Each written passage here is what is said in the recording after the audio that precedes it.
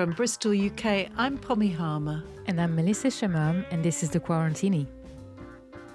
As we dip in and out of lockdowns, we're bringing you this podcast to keep your spirits up. Every episode, we bring you a mix of ingenious responses to the virus, an in-depth interview, and a dash of the unexpected.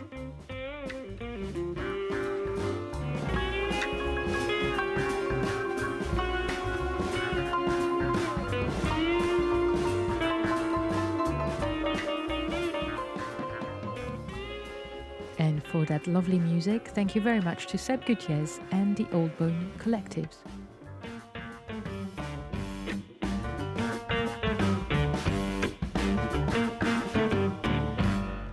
Hello and welcome back. And welcome back to you, Melissa. Good to have you back. How are you? Oh, thanks, Pommy. I'm much better. I can speak again. I am back in Bristol, as you said.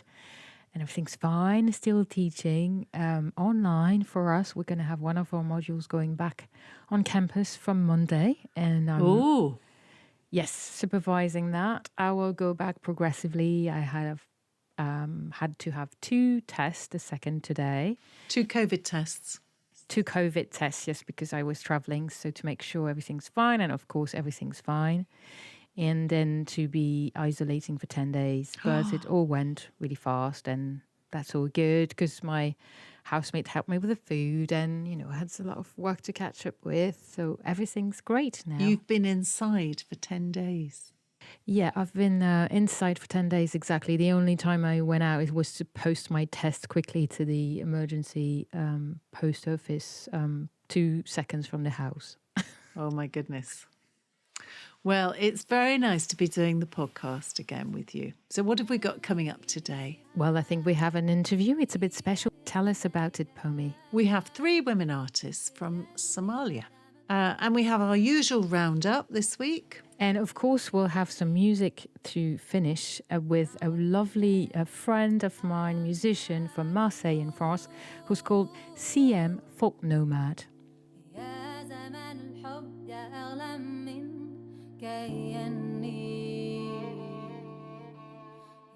Fabulous. I'm really looking forward to that. It's such a beautiful track.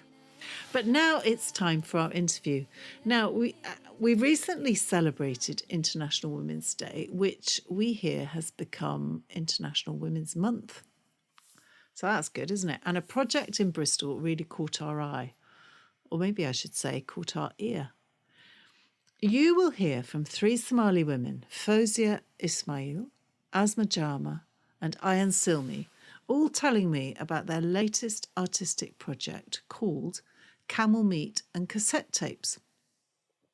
Now, this is a project which honours and explains how their parents and grandparents used to connect back to their families in Somalia by recording their lives on cassette tapes and sending it through the post. And then their families would record what was going on for them on the same cassette tapes and send them back. And to get them in the mood, they'd also send over traditional camel meat for them to chew on while they listened to the tapes. Here they are telling me all about it.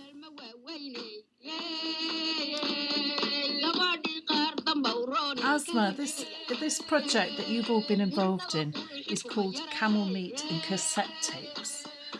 It's really intriguing. We're going to hear all about it. But if you could just start by telling us a little bit about the role of cassette tapes in your community and linking your communities up together. Yeah. So I think actually this affected a generation before me. So really, Fozia was the one that had the memory of these cassettes coming to our home. But it was a form of Somalis being able to communicate after the war within the diaspora. So people would record tape letters with important family details, events that happened, anything they wanted to say. And they'd build up these tapes for several months perhaps. And then if somebody was going somewhere, they'd pass the tapes on. And often it would be accompanied with camel meat, which is mughulmad or udka. And within my own family, people have memories of receiving these tapes and then, of course, sending them back and just re-recording on the same tape. So we found it quite fascinating, and that's why we decided to explore it as part of this project. So you've listened to some of these cassette tapes and made a wonderful piece about it. Tell us some of the stories that you heard when you were talking to the elders of your community about them. Ayan. The stories ranged really from like the very mundane day-to-day activities to celebratory moments in people's lives, like weddings, birthdays, things of that nature. But there were stories of, divorces happening on cassette tapes as well. So essentially the way it works is that you need to have someone as a witness to your divorce. So people would record it on the cassette tape, and the person who was the messenger was essentially the witness to the divorce. So it would be a very kind of like, I guess, a discreet way of doing it, and also maybe a kind of divorcing yourself from the moment in some ways. But yeah, that was kind of something a bit unusual that we heard that was happening. But also love stories. There were loads of almost like a Romeo and Juliet kind of style love stories going on via the tapes, and people were kind of sending conversations between their lovers through friends. Their families didn't know about it. It was a way of just being a bit discreet as well. So yeah, there was a lot of romance happening, which is also beautiful. And it's so much slower, isn't it? I mean, you've got to say what you want to say on the tape, and then you've got to send it and then wait all that time for something to come back. Oh, it definitely creates a longing and heightens the romance for sure. It's like writing letters to someone. You're kind of thinking what you're saying. It's not instant. Yeah, the anticipation of waiting for your lover to send you a cassette tape, to hear his voice. There is definitely something about it that's just very exciting, and that almost feels like it's somewhat missing from the 21st century. Definitely is missing. Maybe that's something COVID has given us, a sort of an ability to slow down a little bit.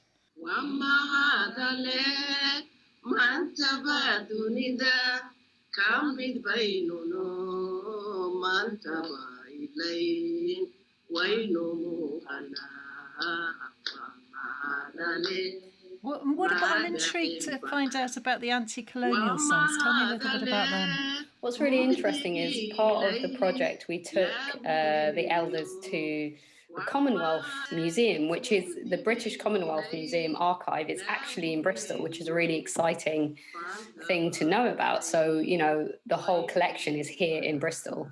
And we went and took out some things related to the Somali archives.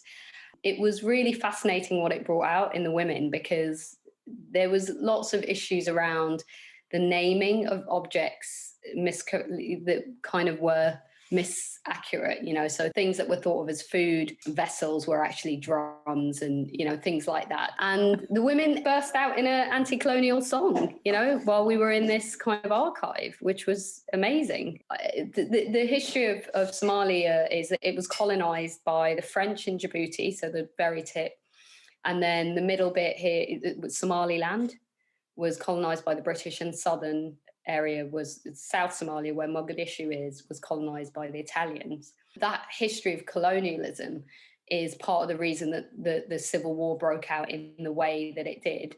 It's a similar story across African countries, really, where the powers that be kind of just ceded, would say, well, Mogadishu is the center now of power, whereas the north, Hargeisa, where we were from, was also a big city. The decolonial process was done in a very insensitive way in terms of who was given power afterwards. That's a really important part to know about Somali history, I think, is that it's, the Civil War was also rooted in who was colonized by who.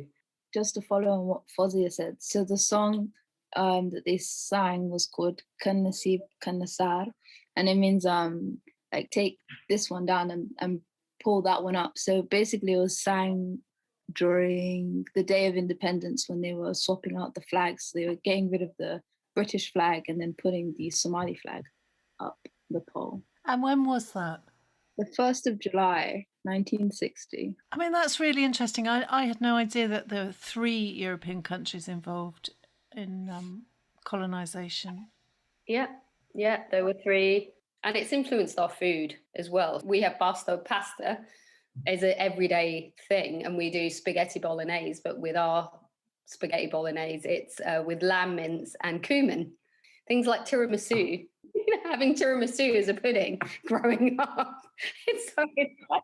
And biscotti. Biscotti. Small cakes. There were no English foods though, were there? Like I was thinking, we grew up in the north and it was still Italian foods. Wow. I'm really interested in the whole sort of the multiple identities that you must share. So you've got all of your history and heritage, but also growing up in Bristol or parts of the UK. How is that? How has that been for you? I think this project's been a lovely way to explore. For me, I feel very British. I grew up in London. I feel actually a Londoner first more than anything else. And then I'm British Somali, But what's interesting is that you're forced, because of the recent issues with it's just this hostile environment and the referendum. I really feel like there's a lot of people that have been emboldened, like racists. The racist narrative in the mainstream media, I think, does have an effect. It doesn't feel the way it used to. Actually, I think it's got worse. And also a lot of Somalis like myself were actually not born in the UK. I was born in Denmark. And so there's a lot of Somalis that are born in Scandinavia or Holland or Germany. And I think that sort of complexifies identity a bit more, especially with the whole Brexit discussion, because that's sort of like a not very visible community. I think there's a big thing as well is that our histories aren't taught in the national curriculum. So not only do we not know our histories through kind of the national education, but also the rest of Britain doesn't. So that makes it difficult for others to understand us and our histories and familiarize themselves with us. So that's a big thing that's missing. And I think that's the big part of the project, is that we're archiving those histories. And hopefully at some point down the road, we'll see those changes in the national curriculum. But I also think food's a really interesting way to look at the history, because if you look at foods like HP sauce and Worcestershire sauce, tamarind is a main ingredient. And I was talking to someone earlier about this and this concept of English ingredient. That's so English to me. It was developed by people who were in the colonies. So I think Worcestershire sauce was developed by someone who, an earl, who had been living in India and who'd come back and he missed that flavour. So he literally set up a factory to make it. And so those histories are really interesting, because that's so linked into our everyday objects or everyday foods that are so seen as British. And actually they're very linked to empire. Tamarind is in Liam Perrin's Worcestershire sauce. Yeah, exactly. Who knew that? Yeah. Okay, so let's just move on. You're taking this project on. You've talked to many elders, and you're now looking to talk to younger people, 16 to 18-year-olds. Fozia, tell me about that. Well, it's really exciting because we wanted to share the stories that the elders shared with us with a younger audience, but this element will be much more experimental. So it's going to be much more about young people experimenting with the tape material itself.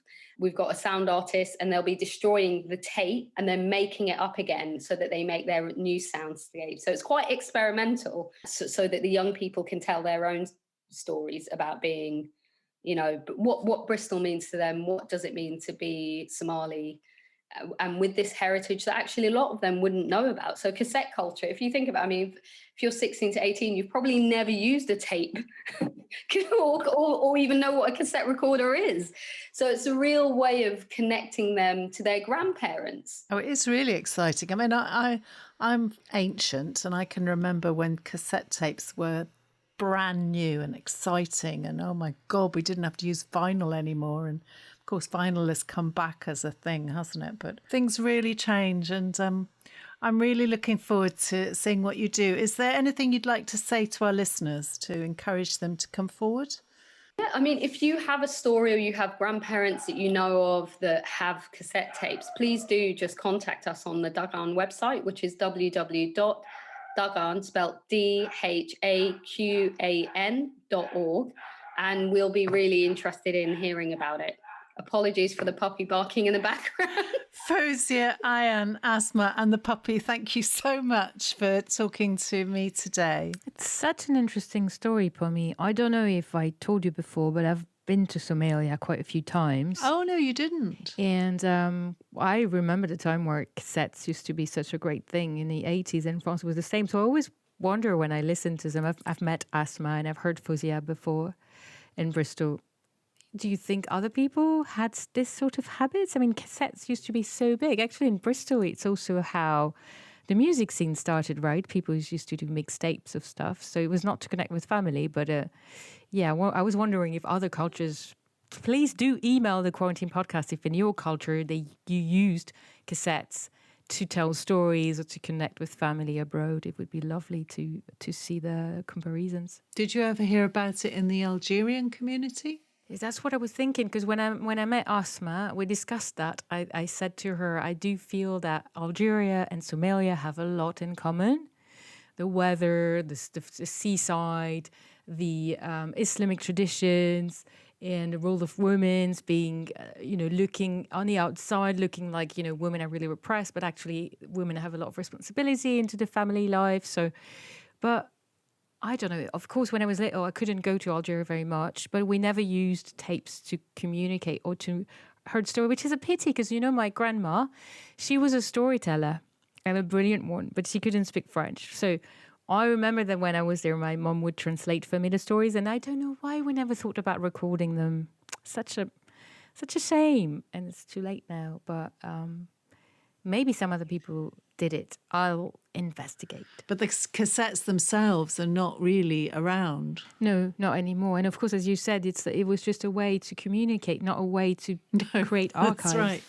We don't create archives. Well, some people do create archives of their lives as they go along, don't they, with photograph albums? Of course. I know plenty of people and DJs, for instance, who have like collections of tapes of things they mixed and interviews they've done, etc. Just like we used to collect VHS at some point, or even other tapes. Like I used to collect mini DVs when I had my own camera and I was a reporter. Actually, when I went to Somalia, that's what I did. I kept the tape for 10 years.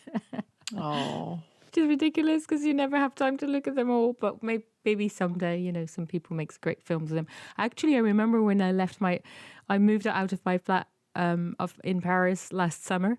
I throw them away because, there's a moment when you have to make decisions like that. And there was a neighbor who opened a bin and he said, "That's a treasure. I'm a filmmaker. I collect people's tapes." So you see, it's a continuation of that sort of tradition. Very important. Very important to record traditions before they die out. So now it's time for our roundup, and we always start in Bristol. What have we got in Bristol? So first, I just wanted to mention that the numbers of COVID cases in Bristol are really down now. They're some of the lowest in England, especially last week. I think there was a little surge of people catching COVID just in the past few days, but apart from that, it's really low. For instance, Bristol City Council said that the cases number were continuing to decrease. The infection rate was now 48 new cases per 100,000 inhabitants, and this is way below the level of England in general. Also, Pommy, on the 23rd of March, we went into lockdown last year. So it's been a year now since we had this, as you say, in and out of lockdown, and this is our third lockdown. So when people get, I think, ready to think about this anniversary, if we can say that, Bristol City Council invites us to watch a special film on Thursday, the 18th of March. And the film is baptized Bristol Remembers. It's about sharing testimonials from different contributors with also music and poetry, all produced by people of Bristol.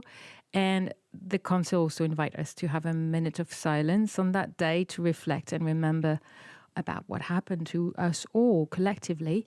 And if you want to see the film on that day or whenever it's ready, you have to go on the website that's called wearebristol.co.uk. That's a great idea, isn't it? And we will be celebrating a year of our podcast in April. A year of the Quarantini very soon. And I think we'll go back and do a little collage, I think, of all the positive news stories that we found over the last year. And there have been so many, haven't there?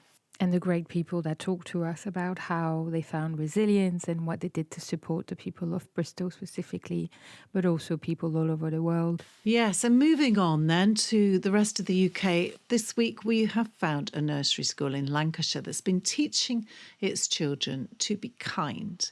Moorgate Nursery School took their children on a kindness walk and left pots of seeds planted by the children around the local area.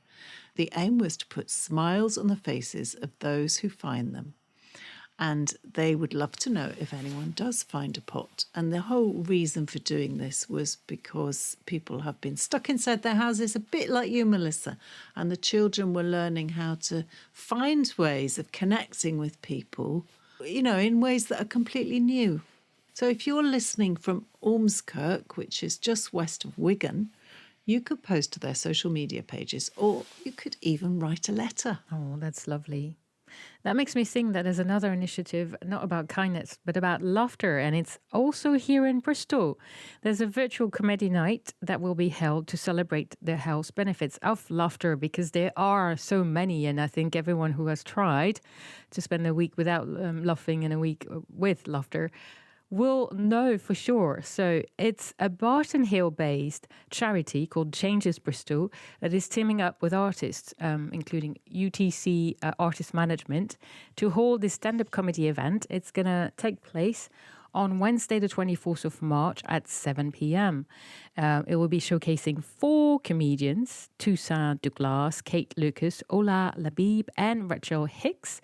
And the charity hopes to bring some laughs to people during this lockdown, while also spreading awareness about mental health issues and fundraising for the charity. Oh, fabulous. It'd be so good to have a laugh, wouldn't it?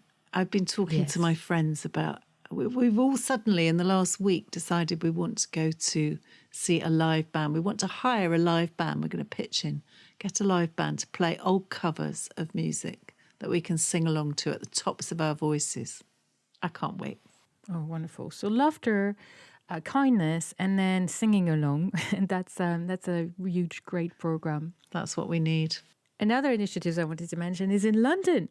There now, with all the billboard spaces being empty, you know, not selling across the capital because of the pandemic and the consequences, there's an ad agency called Brotherhood Media that is inviting artists and especially musicians to submit designs that would help spread positivity and especially notions of empathy. Bands like... I love this. Yeah, it's great, isn't it? And bands like Excuse Me, Pet Shop Boys, Gorillas, and Chrissy Hides are already among the artists who have contributed so far, all for free. Don't go to London to see, just check online. And the latest billboards are in Shoreditch, for instance, Camden, Bethnal Green, and they are also the work of Never Not Nothing, another band, and they carry the words Become Empathy Machines, which I think is a beautiful byline. Dominic Murphy from the group Brotherhood Media also designed his own art to thank the NHS, and he said the only rule was that it couldn't be selling anything. So bands are free to contribute, and the agency has committed to donating billboard sites that don't get sold in the future to other positive causes. Wow. Fabulous. It's a real week for picking up stories about kindness, isn't it? And I found one in California. It's a man called Edgar McGregor. He's a student from university in California, and he has spent over a year, Melissa, picking up rubbish in a local national park. He's only 20, and he has spent the last 589 days picking up rubbish in a local national park called Eaton Canyon. And he has done this himself, carrying maybe a couple of bags every day back home and getting rid of it. And it's now completely free of litter. And there's a fantastic video of him looking at the camera saying, I've done it, guys. I've done it. There is nothing here. There's no litter left. Oh, my God. It's impressive. And, you know, he's 20 and he just decided that he wanted this place to be a beautiful place. And so he did it. Brilliant. That's inspiring. Meanwhile, speaking about the environment, as the health crisis continued to spark interest in fighting, notably consumerism, there is a global movement, Pommy, to make electronic goods easier to repair. And that scored a victory last week. A new law came into effect in the EU, in the European Union. You remember that thing? And to be sure that makers of like washing machines, televisions, and other electronic goods do ensure that their products can be easily disassembled for repair. They also have to make spare parts available for at least 7 years after models are discontinued. And a week later, the UK followed. The government has announced its own legislation with new rules aimed at tackling premature obsolescence. Sorry, this is my French accent coming back. I like that. It's a French word. And in the obsolescence in electrical goods such as the fridge, washing machine, television, etc. that we've mentioned. The aim is, of course, to extend the lifespan of products by up to 10 years. You can if you fix them, and therefore cut carbon emissions from manufacturers of new goods, as well as cut waste and save people money. Fantastic. And now we've got something completely different for you. We wanted music and we wanted enchanting music, right? So I'm writing an article at the moment about Marseille, the biggest city in the south of France. So I was talking to a friend and I thought it would be perfect for the Quarantini. She's an Algerian singer. She's based there in Marseille. She's been based there for, I think, about 10 years. And we first became friends online a few years ago when I was covering African music.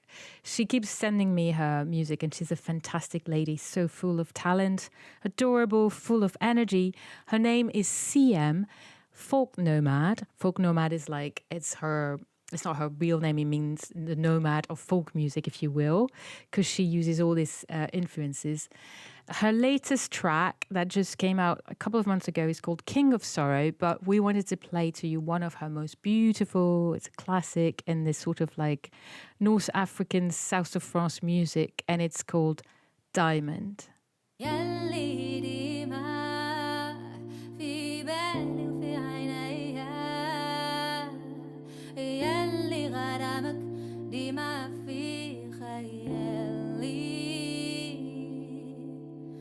نور أيامي أيان نار من نور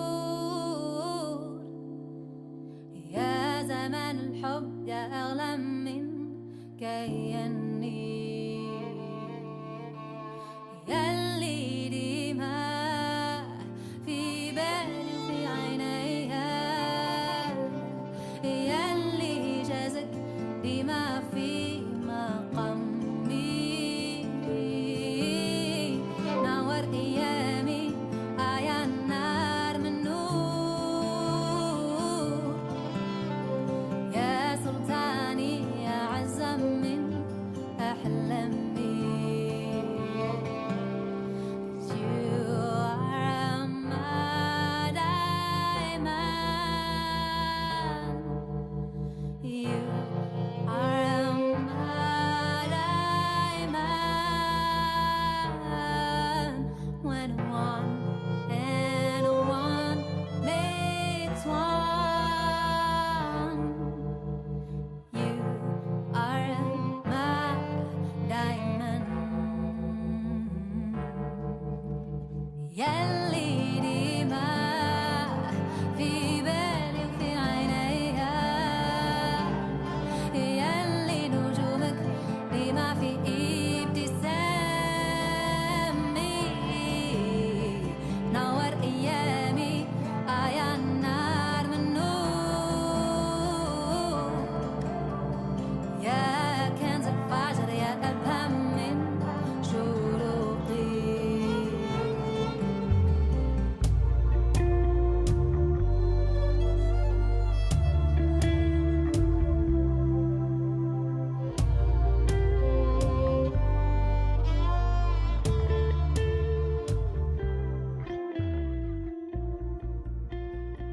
There was Siem Folknomade with Diamond. That's it for the Quarantini this week. We'll be back next time with a new cocktail of ideas, music and positive news for you all.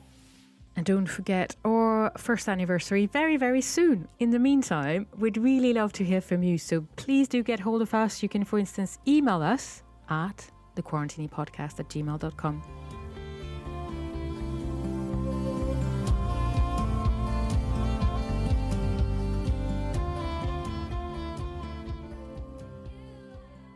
This episode was hosted by me, Melissa Chemam, and by... And was hosted and produced by me, Pommy Harmar.